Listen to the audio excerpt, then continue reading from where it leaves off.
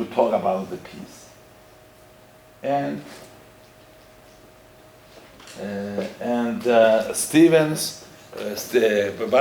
was the time when he's going to, with a tray, he's going with a tray, okay, cameras and everything, with a tray full of, with the champagnes or whatever.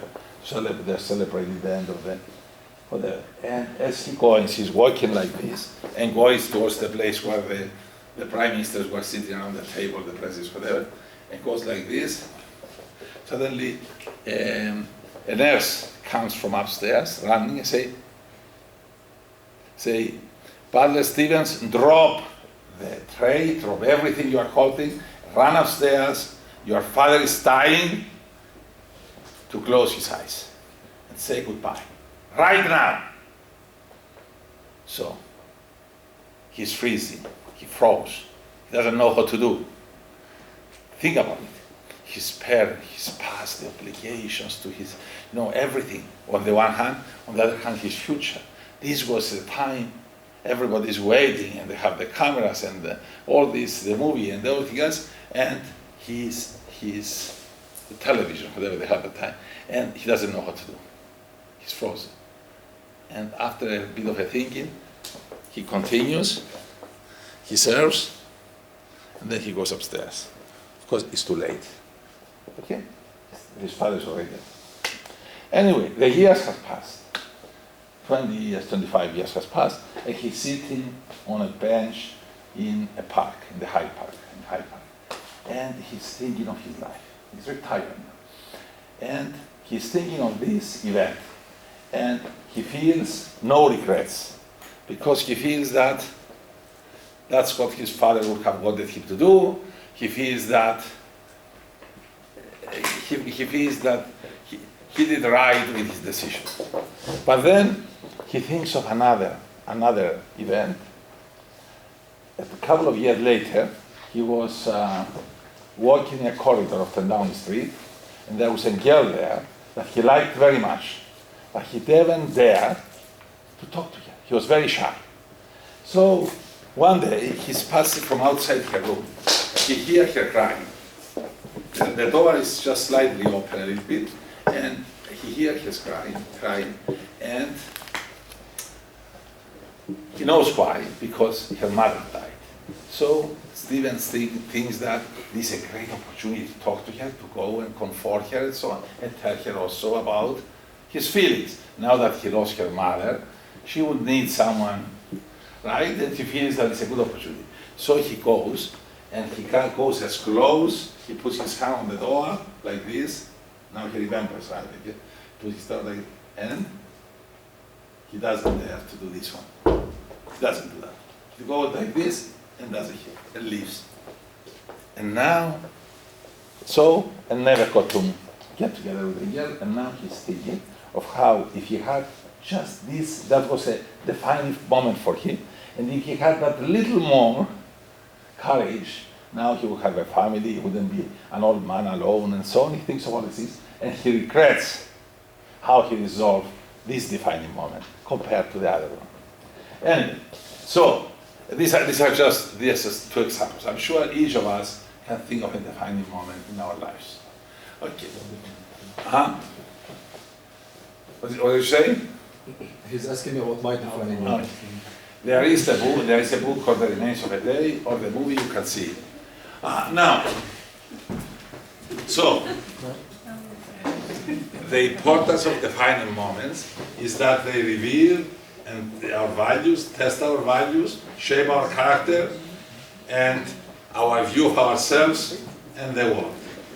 Okay. So how do we resolve these defining moments in a way that we don't have regrets?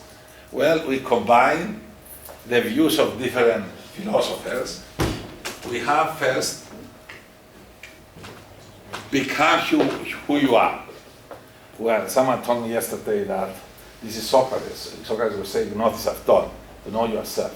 But Aristotle, who came after Socrates, view was that it's not enough to know yourself how you are now, but you have to know who you are, who you were in the past, and so on.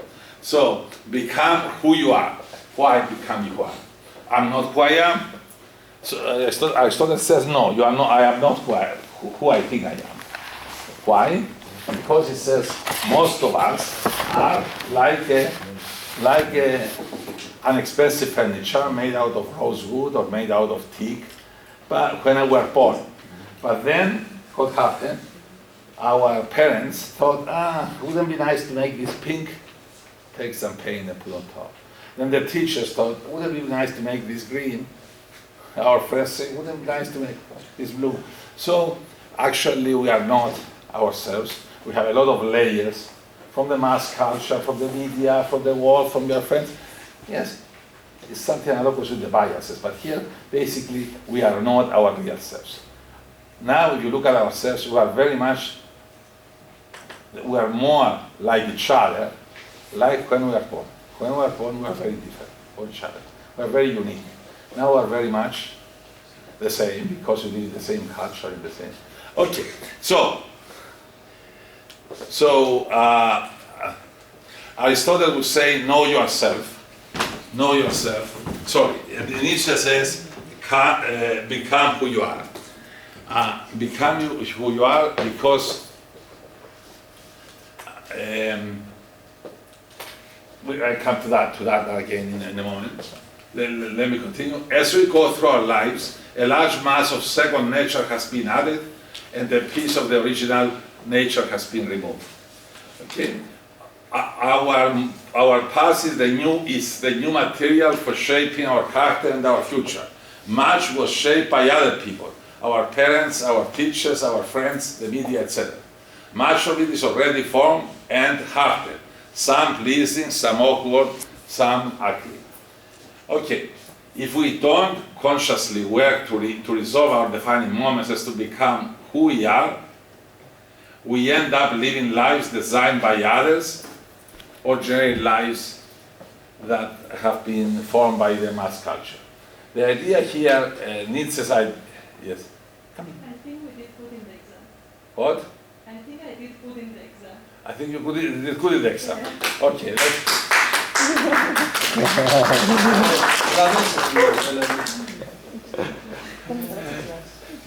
She came to announce that they had exam on professional development, career development. Okay. Do you understand this thing? Or that actually we may not, maybe we are not what we are, or what we were to start with. I.e., we may not fully aware of our true nature. Okay. In the middle of the defining moment, that is a hard choice between conflicting responsibility. What does it mean to be who you are? Okay? Let's look at the first of all, to understand this, let's look at the four, the guidance, the four rules. I think it's easier to see that way.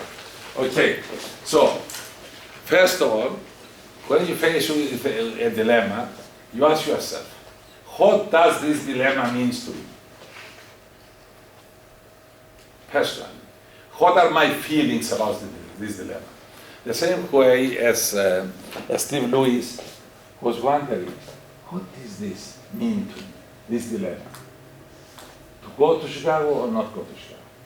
The first thing you have to clear is your feelings. What does the heart tell you? Your heart tell you? Pascal used to say that, listen to your heart, because the heart has reasons that reason does not know. The heart has reasons that reason does not know.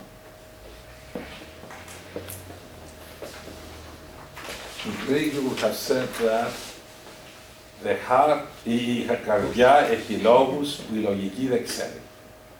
Right? The heart has reasons that reason does not know. Okay?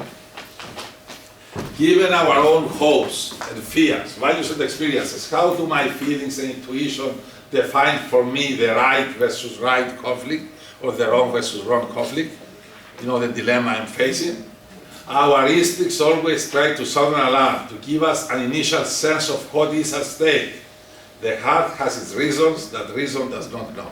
In other words, define in what sense your values, commitments, responsibilities are in conflict. Your own personal sense of what is at stake. What is your personal sense of what is at stake here? So, first step, you face a dilemma, any dilemma, especially very important dilemmas that can be called defining moments, but just about any dilemma, ask yourself, what is at stake here? What does this dilemma mean for me, personally, right? See how is the opposite of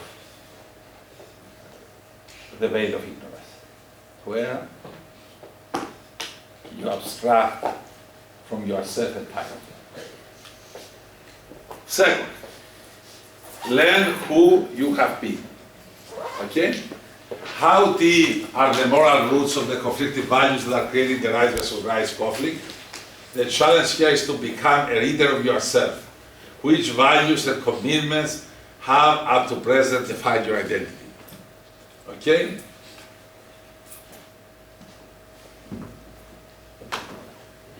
This is the second thing that gives us our particularity. First is how we were born, who we were. Then is our obligations, our past, everybody has his own particular background and his particular obligations and so on. Okay. And the third one is Nietzsche says, people are asking me, what is the way of solving a dilemma? I mean, Irina asked that before. Nietzsche would have answered to Irina, I cannot tell you what is the way. I can tell you my way. What is your way? Your way you find it yourself. I cannot tell you. Okay. Thus I answer those who ask me the way. For the way does not exist. Okay? When you face difficult issues of moral identity, ask yourself, what is my way? Don't look at critical choices as simply the culmination of the past. Okay, it's important here also to recognize that if you think of your present, what is your present? What is your present? Think of a chain. Your present is the link to the past, to past life. It's the last link of your past. It's also the first link of the future. Okay? So you stand in the present, you cannot make decisions without considering the past, your present, and the future, where you are going. I.e., your obligations of the past, your background, where you came from, your present, the real situation, the world as it is today, right? Here we are in the middle of economic crisis. Cannot ignore that. Cannot. If we were a year ago, 2 years ago, we would behave differently. Maybe our past would have been the same, but the present would have been different. Okay, and now there is also the future, where we are going, what is our vision. So, this theory says that to solve a dilemma, you have to consider all three, because the present is the link to the past and to the future. But also, you should not ignore your heart, your feelings, because you are not just kind of you have also feelings. There's a past, there's a present, there's a future, and there are your feelings. Okay. So the situation, it says, is like driving a car. When you drive a car, let's suppose when you leave, you're going to take your car to go home. Or you're in a bar, you celebrate, and then you get up to go home. You enter the car. Even before you enter the car, what is the first thing you have to consider? Yes. Am I in position to drive? Might be, alcohol is one thing.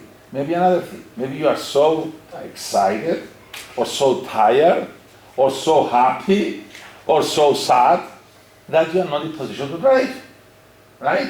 Don't you have to consider this before anything else? Yes. True or not? Similarly, when you are facing a defining moment, consider first of all the state of your emotions. what your heart is telling you before you do anything else. Okay, clear it with your emotions first. Okay, what do you do next when you are going to drive? What do you next? What is the next thing you are going to do? You see where you have your car parked, right? The present, where are you? Where is the location, right? Anytime right or left. Yes. You know where the car is? If you don't know where you have parked, where your car is located, maybe it's in the middle of water, it has rain now, there is so much water there, maybe there is mud, maybe there is, who knows what there is there. So you have to be aware of your surroundings, of the present. What do you do then when you enter the car? What is the first thing you do? Check the fuel. You look at the rearview mirror. There may be a child behind you, and you back into the child, or maybe a car, or whatever, right? Definitely. And when you drive, don't you always look in your back mirror, rearview mirrors? Okay. And what else? What is the last one you look? Forward. Where are you going?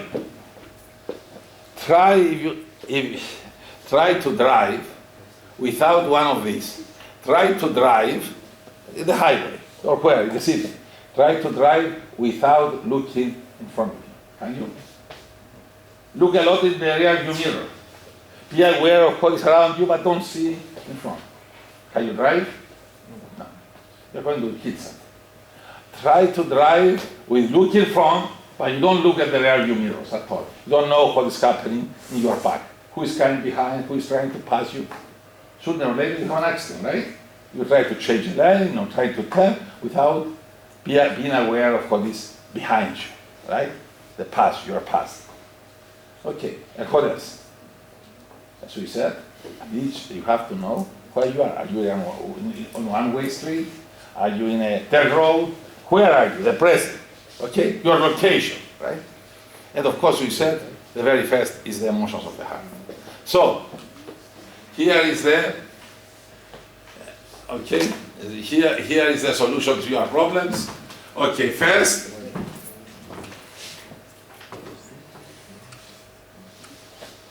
Okay, first, the 4 questions are practical criteria for devising an action plan.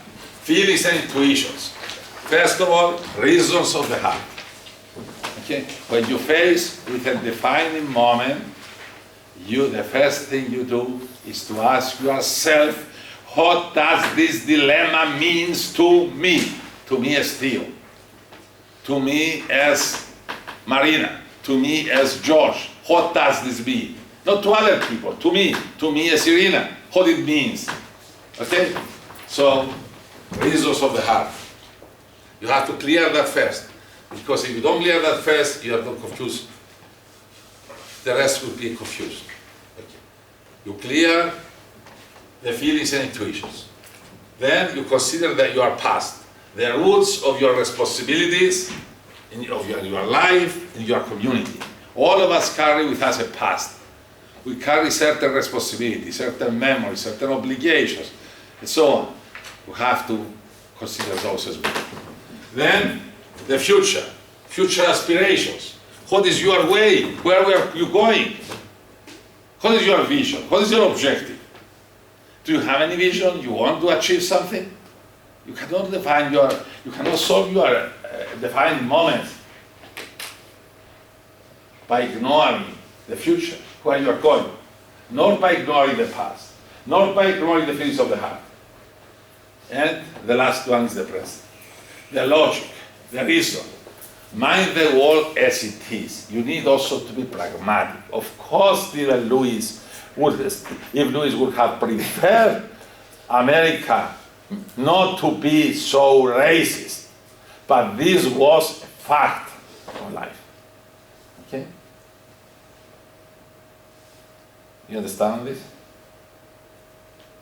It's not, it sounds a little bit complicated, but basically what it says is the opposite of the veil of ignorance, where I told you, forget everything about your past, about your present, you haven't been born yet. Here it says, consider all your life. Consider your past, your obligations, your responsibilities, your memories, all that you consider. You consider also where you are going in the future. Consider also the world as it is today, not the way you want it to be. The world with all its imperfections, with all its problems. And of course, first of all, consider the goodness of the heart. You consider all four, then you end up becoming an ethically sensitive pragmatist. Ethically sensitive pragmatist.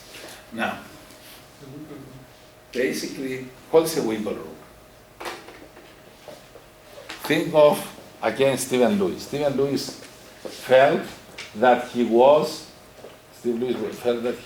squeezed between his past, the racist world he lived in, his past, and his future aspirations.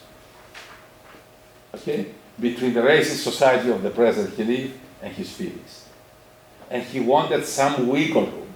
Think of yourself, you're in an aeroplane. You're in an aeroplane, you sit in that seat, next to you there is a fat man on the one side. In the left side there is a fat woman, very fat. You're in the middle seat. The person in front of you leans the seat in your face, but your own seat is broken and you cannot lean backwards. Or the person in the back has put his knees on your seat and you cannot lean backwards. So you are like a sardine, right? What are you? You are begging for some wiggle room. You want some space, right? How do you get space? Because you are all squeezed between our past and our future, our present, our feelings, and so on. So we need to find a way to survive for another day, to make some room for ourselves, right? To find a solution to this defining moment, okay? And you cannot find a solution by ignoring either your future or your past or your present or your feelings. You have to consider all of them and find out of this you find a compromise. You find a solution which may be a compromise, and some people say, well, you don't stand by your principles. But if you stood by your principles, stand your principles now in a kind of a very fanatic way, what will happen to you? You're not going to survive to fight another day. I have a personal story. When I was in Thailand, I was invited to Indonesia to do a study for the Ford Foundation. I was in the Rockefeller Foundation. That was my sponsor. And there I met the mother of a young black kid.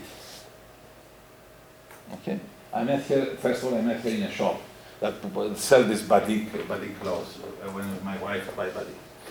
And this, even though she was a white mother, you predicted it. She told us that when we asked her whether her children, they said, yes, I have, and you met my son. And I said to her, but the boy I met at the door there, she said, open the door for you. I said, that boy, he was 16, 17 years old, was a black man. Almost I said it was a Negro, but I should have said it was in America. Anyway, he told us that was his son. And because I am bored shopping, she introduced us to the boy again, and I started talking to him. And you know, I asked him, like I ask all these kids, what do you want to study, what do you want to become, and so on, have this kind of fasting. And you know what he told me? He was 16 years old, 16 or 17, with a black leather jacket and afro hair like this. And he told me, oh, he says, not much. I said, what? President of the United States. But imagine, have a black kid with, afro hair. I thought to him, what have you been smoking? I mean, he said, why? I said, come on, what chance? This is 30 years ago. It was in 18 or so. He says, I said to him, what are the chances to become president of the United States? You could have told me that you become a leader of the black community in the United States. I believe it. I said, president of the United States. Who is going to vote for you? The blacks are only 10%. He says to me, no, he says, the last thing I want to be is leader of the black community. I said, isn't that insulting to black people? He says, no. You know why I don't want to be associated with the black community? Because I want to help the black community. I said, you totally confused me. I don't understand what you're talking about. He said, look, if I associate myself with the black community, I will not become president. The white people will not vote for me. So, and then, if I am not president, I cannot help my community. Therefore, I'm making this compromise now. I keep myself away from the black community, okay? So that the white community will trust me, will vote for me, and with this, I'll be able to help the black community. And there's no doubt that he has helped a lot of the black community now that he become president. He has something to be proud about. But it is very interesting how that if he didn't make this compromise first, he would never have been president. That's first lesson. The second lesson is this, is that when you decide that you want to do something, and you tell the world what you want, how the world will react. How the world will react if you tell people that you want to become president, you want to become this or that or that. What's the first reaction of people? Let's take your family, how they will react. We will laugh. Who laugh? Who describes you? Say, this guy is, right? Obama, he told me himself that anybody he told that, everybody tried to discourage him. Everybody tried to tell him off, that he was something that was wrong with him. However, what happens after? If you keep telling it, so what happens after? It motivates you even more. Not only that, but it motivates you. What has happened? What happened to people who are discouraging you before? Not only accepting, but they come to help you at the end. Goethe used to say that if you believe in something, if you want to do something and believe it, and tell people, the world will conspire to help you achieve it. The world conspire. And if the world did not conspire, I mean, Obama would not become president. How did the world conspire? In the first round, the world conspired in two ways. First of all, by having such a stupid president before George Bush. If it was any sane president before Obama, Obama might not have become president. He was elected. Second, and even so, he almost lost the election. But what else the world did in order to make Obama president? Because he wanted it so badly. The world came up with the Lehman Brothers collapse. 2 months before the elections. Lehman Brothers collapsed, economic crisis and so he won the elections. Then second round, again he was going to lose. What happened? You remember the big typhoon in New York? And again, he had an opportunity to become presidential. The point is, all of us, and I heard it many times, believe that the world conspires to prevent us from achieving the things we want to achieve. That's what we all believe, that the world is conspiring against us. But actually, if we are determined to do something, if we believe it, if we tell everybody, day and night, that that's what we want to do, and then the world conspires to help us. So the young black Huh? the young black guy was Obama? Yes, it was Obama, yes. I met him later on in at Harvard, because he was a professor, he was first a student and then a professor at the law school. And I've been to his seminars, I came to my seminars and so on, and we get to know each other, but I never associate that person with the black guy I met in Jakarta. When I saw, it was actually a few weeks before the elections when I got the New York Times and the magazine, the Sunday, the New York magazine, which in the newspaper fell on the ground and opened in the front, in the center page, and there was a picture of him in the afro hair, and the very same jacket, it must be the very same jacket. I mean, I don't know if it was the same, but it was exactly the same look with the one we met in Jakarta. So I called my wife and I said, do you remember that black guy you met in that was the... He was adopted. Huh? He was born in Hawaii, was it? No. His father left. He was a Kenyan and left him when he was 2 years old. And his mother was in Indonesia working for foundation, writing her thesis, a PhD thesis. It's a white woman from Kansas. And he was living with his grandmother in Hawaii, going there to university, to the high school. And he was visiting his mother during the summer in Jakarta. Anyway, but again, in this case we see that sometimes you have to make compromises. Okay? I don't think you can say Obama was untrue to his past or untrue to his heritage, but he realized that if he truly wanted to help his race, his community, he may have to make certain compromises or certain strategies so that he would be able to acquire sufficient power to help his community. Like Steve Lewis did the same thing in order to, because he realized now he was very weak, he was just a new hire, a new MBA, he didn't have any power.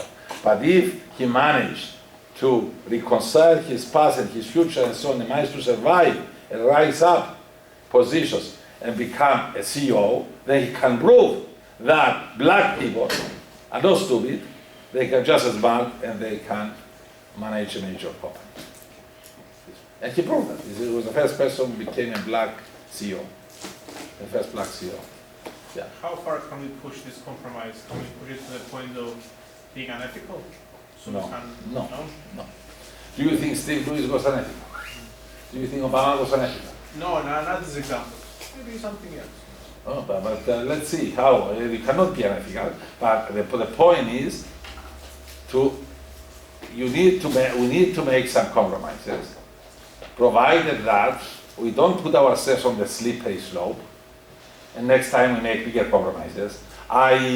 We know why we make this compromise, and we put a backstop, and they say we just did it for a purpose, and the purpose is to achieve this and that.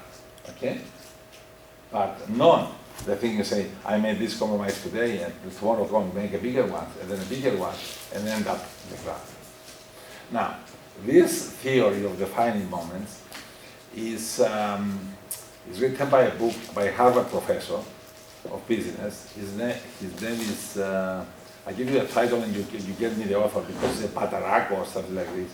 But the name of the book is, and it's a very nice book to read, it's a short book, it's called Defining Moments. So, can you look at it in your computer? Yeah, tell us the author as well. Defining Moments. Okay? What? Panayotou Jr. Defining Moments. Defining Moments. Let me see. Read it loud. Defining moments when managers must choose between right and wrong. Joseph L. Panayotou, double C. Okay. Jr. Double C. But Badracco, Panayotou, Junior, and the called Defining Moments. A very nice book, very interesting, easy to read. It's a short book, probably $7-8 on Kindle. What's that? $12. Okay. $12. 7 euros. 7 euros. 12, 7, 8 euros. Okay, not bad, kids. Okay. Yes. Thinking about the reality in Cyprus, about defining moments, Yes. and also with your mother's, what to say to you, that we need to have a school of parents in Cyprus. Because in Cyprus, most of the parents decide for their children where they have to study, where they have to work, who you married, and where you live, because most of them, they build you a house above them to live near. Okay. Okay, this is. What can we do to change this culture in Cyprus? Is it good? Just wait a few years. We have to change things because did you see what's happening now? Did you see what's happening?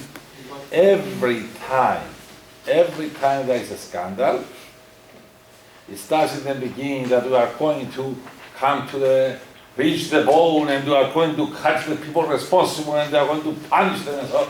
And at the end, everything ends at the same. Whether it's the stock exchange, the scandal, whether it's the Ilios airline scandal, whether it's the Maria tragedy, whether it's the economy, whether it's this one with Sida and Romolaksha and so all these at the end become such a mess that at the end nobody is punished, the thing is forgotten. And with this way you manage to do things, at the end it's understandable that things don't change. So I do hope that perhaps we can change our educational system, or perhaps people will reach a point where they will say enough is enough, right? I don't know. But definitely the situation is not something to be happy about. Because obviously there are people responsible, right? Why they are not being punished? We could not even appoint what do you call it? A committee, to investigative committee, which at least would claim that it's legal, when the law is very clear about it. And all these guys are lawyers. And they couldn't even appoint an investigative committee which, if you think the president, ministers, members of parliament, members of the party are lawyers. And the law has only 3 lines, which says, 3 lines clearly. If anyone, or either the president, or the members of, or the council of ministers, the ministers, or anybody appointed by them, there is the slightest possibility that they might be involved, then the investigative committee is appointed directly by the Attorney General. How come then the Council of Ministers and the President go and appoint the investigative committee to be proved now? So everybody now says, oh well, no matter what they say for me, they are illegal. They are not. The whole thing just kind of fizzles away, right? Why not? Couldn't we have an investigative committee and decide who is responsible, who is not, and punish the ones who are responsible and clear the ground so no one? No, just say it. Almost make you think that that's the way to do business. Always to make things, we mess them up, and then we put investigative committees and then we don't accept what their result. That's what happens every time. I don't know. I think that this will have a serious problem. Anyway, now this whole thing comes to an end, or the ethics part, with the 8 steps for ethical decision making.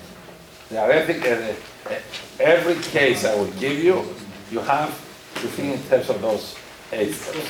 First steps, consider the data, collect more data, more information. Don't jump to conclusions. You face with an ethical dilemma, try to collect more information, more data. Second, define the ethical issue, the right versus right, and the wrong versus wrong.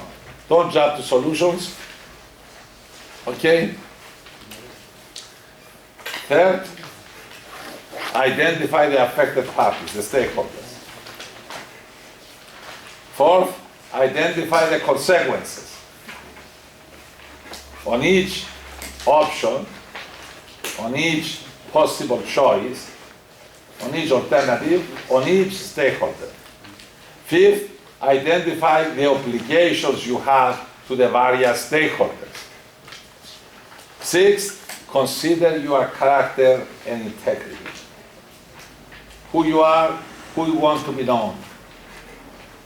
And seventh, think creatively of a possible win-win. Think of a third choice, a fifth choice, whatever, as we thought in the case of the convertible. And last, the gatekeeper. Check your cup. pay attention to your gut, you know his gut, your stomach. How does it feel? Now you decided what to do. How does it feel? Does it feel good in your stomach? Or feels like a good quiz? Don't let it make your decision for you. Use the rational. Okay. But if you don't feel comfortable, then you go back and redo the analysis. This last step is called also the pillow test. Why is it called the pillow test? So you can sleep well. Exactly. So, will you sleep tonight? Ask yourself, if I implement this decision, this resolution of this choice I made in solving the ethical dilemma, will I sleep tonight? This is also called the grandmother's test. Why is it called the grandmother's test? Because if you can, Yes? this is one of the principles which is used in the web development. If you can invite your grandmother and have a look at it and she feels fine with it, because grandmothers used to be usually very innocent in a way. So if it's okay with your grandmother, if you can show it to her or tell her, that should be fine. Yeah. Well, the thing is that you respect your grandmother. If you can explain it to her, and you feel proud about it, and she feels proud about you, right? Someone that respects you. It could be your grandmother, it could be your priest, it could be some sage, some wise man, some guru. If you can explain to him or her and say fine, but if you're afraid to explain to them, means something is wrong, right? Is wrong. In the States also, we call this the New York Times test. Scientists may call it the leftovers of police test. The idea is that if tomorrow, how you decided to solve the dilemma, how you decided to deal with Angelos, you decided to send him after he worked for you for 20 years so hard. Suddenly, because of a problem for a month or two, you just gave him a couple of warnings and you fired him. And if this is tomorrow at the top of the newspaper as a main news, would you go to hide, or you would be proud of it, you'll be able to explain it, or you wish you haven't done it? Okay? So there are many other names of this, but basically this is called the gatekeeper test. Before you implement your decision, you ask your gut, your feeling, how does it feel? If it feels queasy, you feel you're not going to sleep at night, if you don't dare, you're afraid that your mother may find out, or if you're afraid that it may be publicized and you cannot explain it, you'll be embarrassed, better don't do it. Clear? Now, you have the example there, you have the example with the car. You just see the example with the car, the example with the car. You see how this is implemented. Nicoletta, you have the Nicoletta? Yes, Okay, let me see if I have it here too. Nicoletta, okay.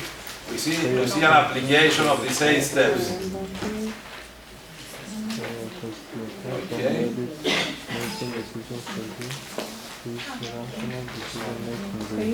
Okay. See this and have a break.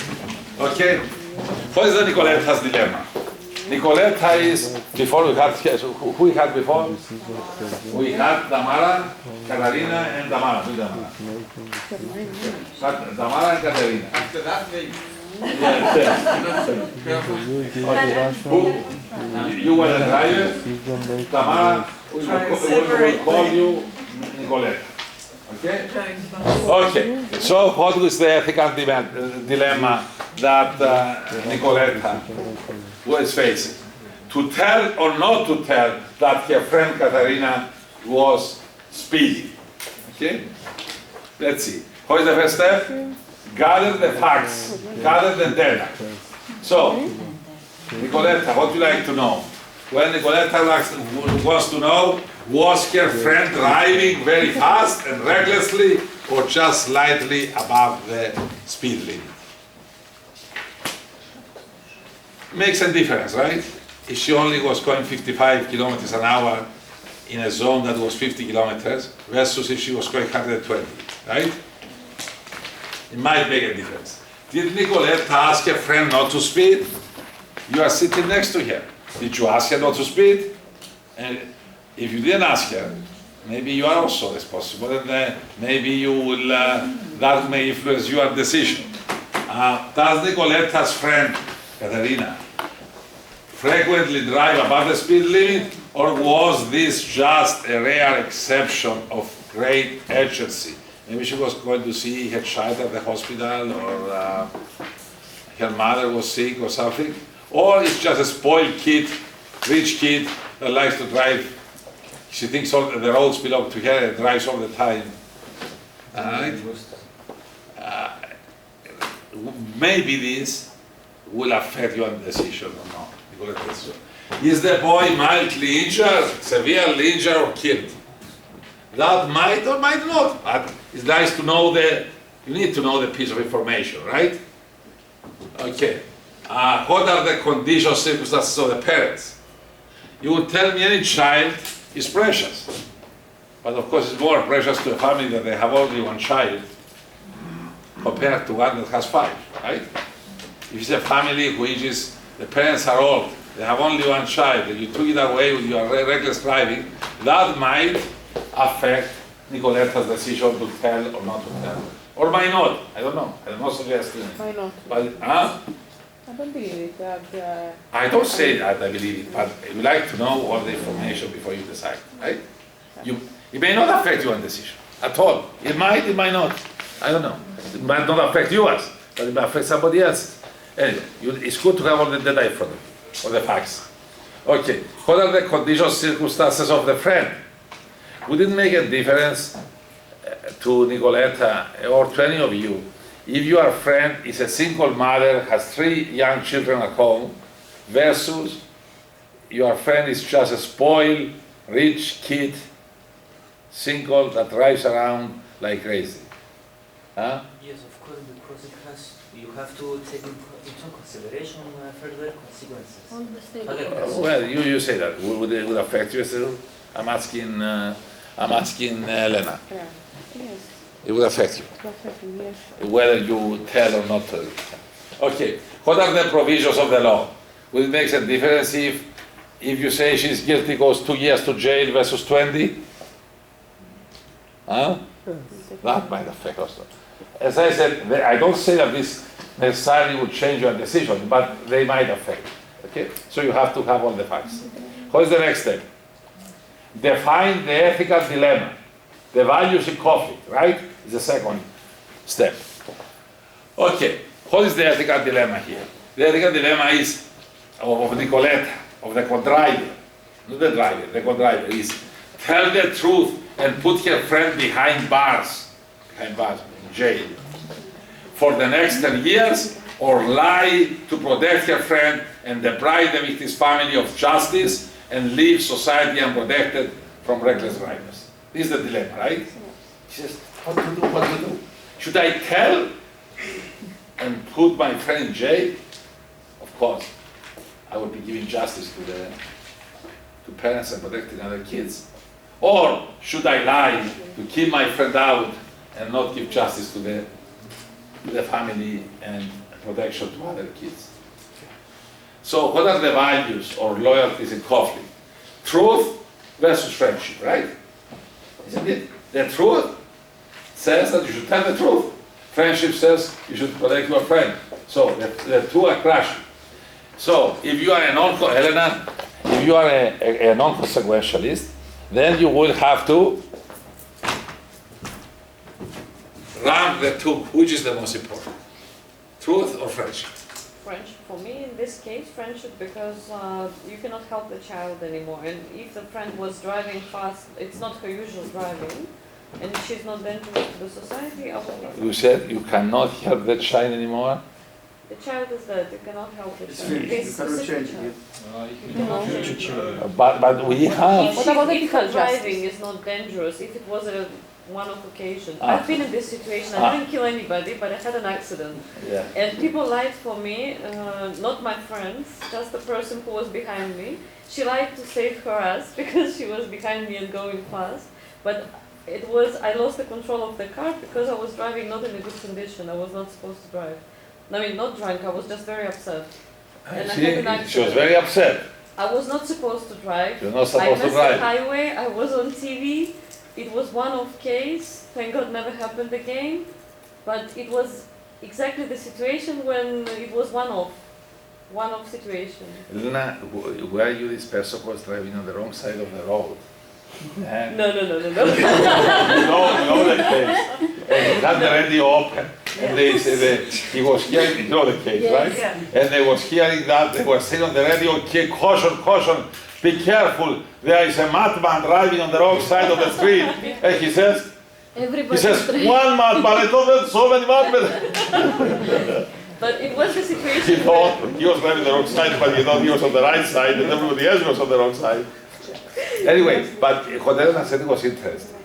She took one of the facts that we found there. She took this fact here, this one, and combined it with this, and she said, if my friend never drives fast, and the child is dead, and my friend never drives fast, it was just a special case in my agency. I may lie just to protect my friend because at least the other kids are not in danger because she wasn't doing it because she's a reckless driver. Of course, the one thing you don't do, of course, by lying is that you are not giving justice to the parents. Yeah, that's for sure. And the second That's thing, the price you pay at the yes, and the second thing, you may feel also that you lied, which is also unethical to lie. You will fail the pilot test. Okay, Elena, you girl like. loyalty to society versus loyalty to a friend.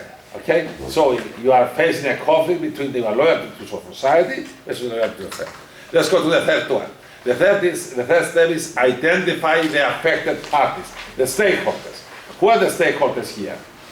The stakeholders are Nicoletta, her friend and her family, the boy that was hit, the family of the boy, other children and their families, the community, the police, the courts, the society.